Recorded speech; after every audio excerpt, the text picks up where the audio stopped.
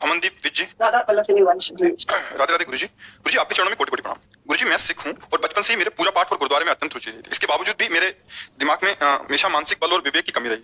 आज कुछ 12-13 वर्ष पहले इन्होंने कोई मंत्र दिया था। अब ये कह रहे कि अब कुछ 7-8 महीने से यूट्यूब के माध्यम से आपसे कनेक्शन हुआ है, तब से मेरी काया पलट गई है। मैंने मांस आदि खाना तो दूर, नाम से भी नफरत हो गई। आपके सत्संग के प्रभाव से नेगेटिव बातें ना सुनने ना करने का मन होता है। कभी कुछ गलत से बोल देते हैं तो भाव हो जाए तो मन जलता है। गुरुजी मेरा प्रश्न है कि मैं वाहिगुरु जी का नाम जपूं या जो मुझे मंत्र बुद्ध मंत्र मिला था वो जपूं या आपके द्वारा दिया गया राधा नाम? संशय में नहीं पड़ना। आपको जो गुरुदेव ने दिया है, जिसको भी गुरु बनाया हो, आप वही नाम जपिए। अच्छा, जो वाहे गुरु है ये सबके लिए बंधनीय है, क्योंकि वाहे गुरु किसी व्यक्ति का नाम नहीं है। वाहे गुरु परमेश्वर का नाम है। जैसे हमारे सामने वाहे गुरु का खालसा, हम ऐसे बोलते हैं वाहे गुरु, क्योंकि हम भी उसी के तो है ना।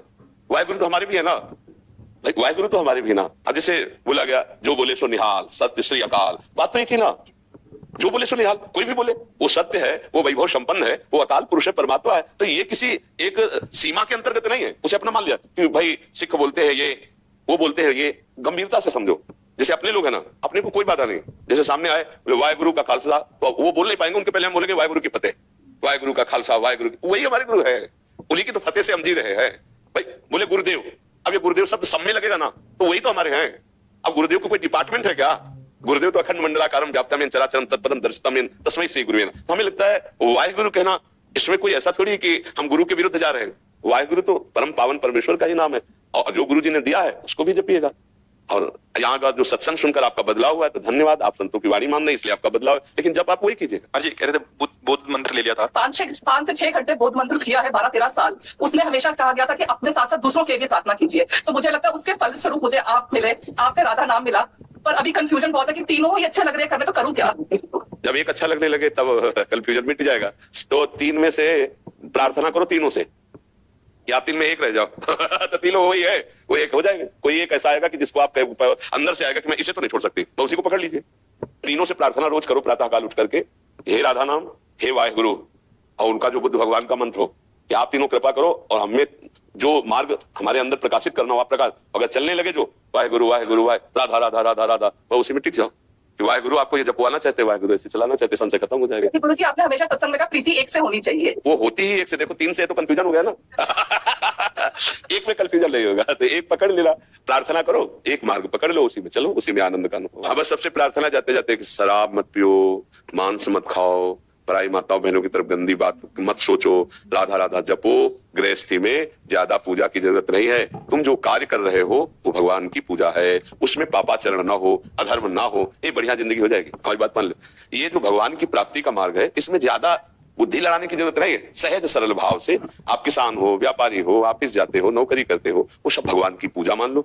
उसमें अधर्म ना करो, जो आपका कर्तव्य ईमानदारी से करो, भगवान तुम्हें देख रहा है। और नाम जप करो, जो नाम प्रिय हो, जो गुरुदेव ने दिया हो। क्या हमारे जीवन धन राधा राधा राधा राधा राधा, और ये गंदी बातें मत करो, तो हमारे पास आने का लाभ मिल जाएगा, संत संग का लाभ मिल जाएगा। ठीक है, गुरुदेव आपके श्री चरणों में प्रणाम करता हूँ। मेरा जीवन सफल हो गया। आज मेरी 38 वर्ष की आयु सफल इसलिए हुआ क्योंकि आप जैसे महापुरुषों के दर्शन करके मेरे अंदर जो एक जोत जगी है, मैं आपको शब्दों के साथ बयान नहीं कर सकता। मैं माता वैष्णो देवी का भगत हूँ और श्राइन बोर्ड से वैष्णो देवी से जुड़ा हुआ हूँ। जय माता दी, राधे राधे। और एक बात आपसे सिर्फ 1 सेकंड के लिए कहना चाहूंगा, आपने आज जो युवाओं के अंदर जो जोत जगाई है, वो संस्कार डाले हैं राधा राधा नाम के, वो कोई कर ही नहीं सकता। ये सब श्री जी की कृपा से, गुरु जी की कृपा से ना, उन्हीं की कृपा से। एक भैया तिनका हवा में उड़ा और मंदिर की चोटी में जाके गिर गया, मंदिर की चोटी में। अब उससे पूछो तिनके से कि धन्यवाद, बहुत ऊंचाई पर चढ़ गए, तो तिनका का कोई इसमें पुरुषार्थ है क्या? ये तो वायु की संगति से वो वहां पहुंच गया। तो ये श्री जी की कृपा, गुरु जी की कृपा और आप सबका प्यार दुलार, परंतु आपका मार्गदर्शन, जो आपने मार्गदर्शन लोगों को और हम सब कुछ व्यक्तियों को दिया है, सबको एक माला के अंदर पिरो के रख दिया है। जी, बस श्री जी से यही प्रार्थना है कि आप सब ऐसे ही अपने कर्तव्य का पालन करें, स्वस्थ रहें और प्रसन्न रहना सीखें, और नाम जप करें तो ये जीवन सार्थक हो जाएगा। धन्यवाद। अपर्णा जी दिल्ली से। जय भगवान, आपके चरणों में कोटि कोटि प्रणाम। महाराज जी, बहुत समय से जाप कर रही हूँ, पर अब भी कहीं ना कहीं मान सम्मान अपमान प्रभावित कर रहा है महाराज जी। जब जाप कर रही हूँ, ये भाव भी अंतर्ध्यान हो जाएगा तो मान सम्मान से सब खत्म हो जाएगा। क्योंकि जब तक अभिमान रहता है तभी तक मान रहता है, तभी तक अपमान रहता है।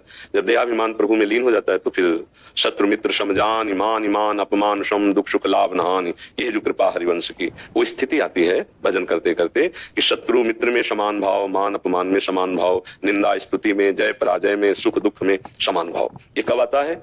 जब हम ऐसा भजन करें कि जो हमारे के अंदर अहम है कि मैं भजन कर रहा हूं, ये भी लीन हो गया, अब भजन हो रहा है। उस उपासक के अंदर जिसका मैं प्रभु में लीन हो गया है, जिसके हृदय में ये बात आ गई है कि प्रभु ही बैठ करके हमारे मन में भजन कर रहे हैं, प्रभु ही हमारे चित्त में, हमारी बुद्धि में, अहम में, अब हमारा कोई कर्तृत्वाभिमान नहीं रहा, तब वो द्वंद्वातीत स्थिति को प्राप्त होता है। अभी आप द्वंद्वातीत स्थिति को थोड़ी हो कि कोई भी द्वंद्व आपको व्यापे ना भी, ऐसा भजन थोड़ी हो, किसका है? हाँ, ऐसा भजन थोड़ी हो रहा है, उसी भजन को बढ़ाते रहो। अभी निरंतर भजन नहीं होता, देखो ना, फिर भजन की जो द्वंद्वातीत स्थिति है उसमें मैं भजन कर रहा हूं, इसका भी विस्मरण है, स्वाभाविक भजन हो रहा है। उस स्थिति में जब अहम समर्पित हो जाता है तब मान, अपमान, निंदा, स्तुति ये प्रभाव नहीं डाल पाते। गुणातीत स्थिति में, द्वंद्वातीत स्थिति में ही इनका प्रभाव नहीं पड़ता। बकाया देहाभिमानी को, सबको, कोई भी कितना विद्वान हो, कितना ज्ञानी हो, इनका प्रभाव पड़ेगा। मान है तो अच्छा लगेगा, अपमान होगा तो बुरा लगेगा, स्तुति होगी तो अच्छा लगेगा, निंदा करेगा तो, यही संसारिकता, यही अविद्या है, इसको जीत लेना ही भगवत प्राप्ति है। अब ये बहुत कठिन है, बातें बना लेना सरल है, स्थिति आना बहुत कठिन है। वो कठिनता सहज में हो जाती है यदि हम निरंतर भजन करें। राधा राधा राधा राधा राधा, उठते बैठते चलते फिरते खाते पीते क्रियारत, खत्म हो जाएगा, अहम नष्ट हो जाएगा, अहम प्रभु के चरणों में समर्पित हो जाएगा।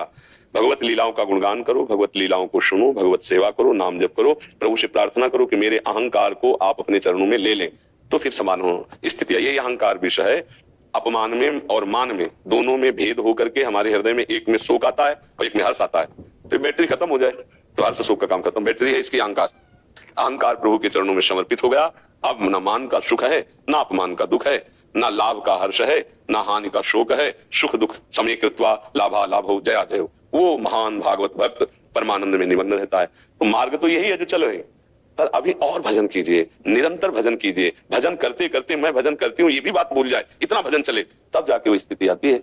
आहार शुद्ध रखो और वाणी से किसी को कटुवचन मत बोलो, किसी की निंदा मत करो, मन से किसी को दुख देने वाला संकल्प मत करो। अपने भजन को बढ़ाओ, भजन को बचाओ, भजन को पचाओ, स्थिति आ जाएगी, वो स्थिति आ जाएगी। 2-4 माला से तो नहीं आएगी, वो निरंतर भजन करने, अव्यावृत भजनात् अखंड भजन से ये स्थिति आ गई, मतलब माया पर आपने विजय प्राप्त कर ली। चाहे स्त्री शरीर हो, चाहे पुरुष शरीर हो, हम हैं सब भगवान के अंश। ये बाहरी नाटक है माया का, स्त्री पुरुष शरीर का, लेकिन हम भजन करके स्थिति वही प्राप्त करेंगे जो महापुरुषों ने प्राप्त किया, जो मीरा जी ने प्राप्त किया, जो नरसिंह मेहता जी ने प्राप्त किया है, जो बड़ी बड़ी साधु या बड़े बड़े साधुओं ने प्राप्त की, वो गृहस्थी में रह करके भी प्राप्त किया जा सकता है। पर भजन, इतना भजन हो कि मैं भजन करती हूँ ये भी भाव न रह जाए, तब वो भजन सिद्ध होता है, भजन परिपक्व होता है। गुरु प्रदत्त भजन, गुरु प्रदत्त मार्ग भगवत प्राप्ति कराने में समर्थ है।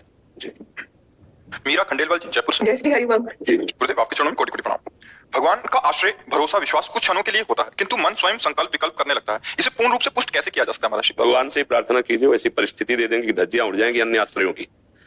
अपने थोड़ी देर होता है फिर हाँ, बाहर से हम कह रहे भगवान की बड़ी कृपा हुई, जो साधन मार्ग मिला, साधन से चले, पर अंदर एक गर्व रहता है कि हमने साधना की, हम जितेंद्रीय, हम ब्रह्मचारी, हम ये साधना। अब ये कैसे हटता? समझाने से थोड़ी हटता है। एकमात्र भगवान का भरोसा। हमें लगता है कि हम भगवान से प्रार्थना करें तो परिस्थिति ऐसी पैदा कर देंगे कि केवल भरोसा एक ही का रह जाएगा और रह ही ले जाएगा। ना हम साधन कर पा रहे हैं, ना हमसे कुछ होने वाला है, बस आपकी दया, आपकी कृपा ही अब हमारा आश्रय रह गई है। तो हर जीव आखिरी में तो यही है कि आपकी कृपा, आपकी करुणा ही हमारा आश्रय। पर जब तक परिस्थिति ऐसी नहीं आती तब तक वो पकड़े रहता है। जैसे द्रौपदी जी, पहले भरोसा था 5 पतियों का कि सभा में जाएंगी तो इतने बलवान पति, भला मेरा अमंगल कैसे होने देंगे, अभद्र व्यवहार कैसे सह लेंगे, लेकिन उन्होंने गर्दन भी नहीं उठाई क्योंकि हार चुके थे। फिर विचार किया, भीष्म पितामह उधर भी, फिर अपने हाथों का बल, फिर दांतों का बल, ये साधक की कमजोरी होती है।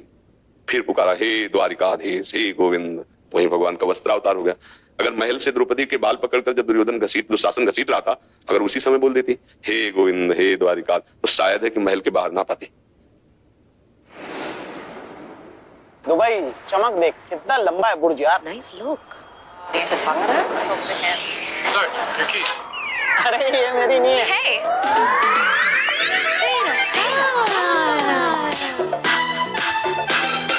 मेरी नई गाड़ी है।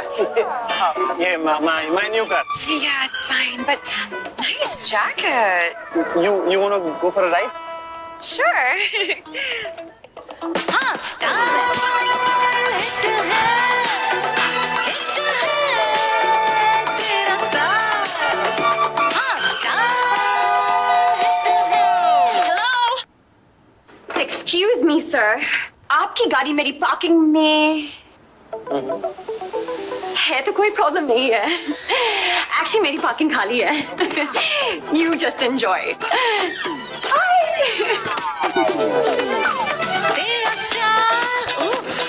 Roadster. Style है क्योंकि Roadster gives you transit benefits. और उस दुष्ट का हृदय ही फेल हो जाता।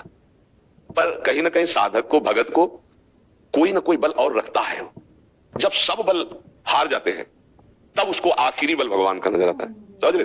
ये हम लोगों का स्वभाव है ऐसा, कुछ ना कुछ पकड़े रहना। धन का बल, मित्रों का बल, व्यवहार का बल, पुत्र का बल, पति का बल, नाना प्रकार के बल हैं जिनको हम पकड़े रहते हैं। कहते हैं भगवान हम तो आपके भरोसे हैं, इसीलिए दिव्यता नहीं आ रही। और अगर सब बल छूट जाए और एक भगवान का बल हो जाए, उसे महाबल कहते हैं। जैसे प्रहलाद जी 5 वर्ष के बालक हैं, एकमात्र हरि का बल, चमत्कार प्रकट हो गया। हम सब भजन तो करते हैं, लेकिन कहीं ना कहीं अपबल, तपबल और बाहुबल, चौथो बल है दाम, सूर किशोर कृपाते सब बल हारे को हरिनाम। ये बात बहुत कठिन है कि पूर्ण भगवत भरोसा, और भगवत भरोसा दृढ़ हो गया तो भगवान का मिलना दुर्लभ नहीं। भरोसा दृढ़ होना मुश्किल। अभी कोई विपत्ति आ जाए तो देखो भगवान में मन तब जाएगा जब कहीं काम नहीं बनेगा।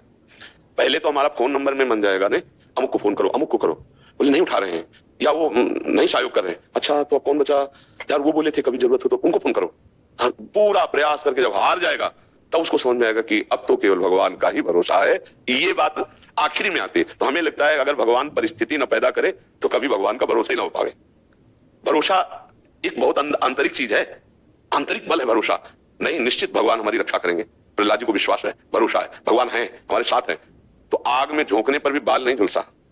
बड़े बड़े हाथियों से कुचलाया, विष पिलवाया, क्या क्या दंड प्रहलाद जी को दिए, कुछ नहीं हुआ। क्यों? हाथी में भी भगवान है, सर्वत्र भगवान उनकी भावना है। तो बड़े बड़े हाथियों के पैर पड़ते हैं उनके शरीर पे, वो फूल जैसे लगते हैं। पूरे ब्रह्मांड को भगवान शेष जी अपने फण में सरसों के दाने की तरह रखे। तो भगवत बल जागृत हो जाए तो हाथी कितना तगड़ा होगा, कितना बल होगा।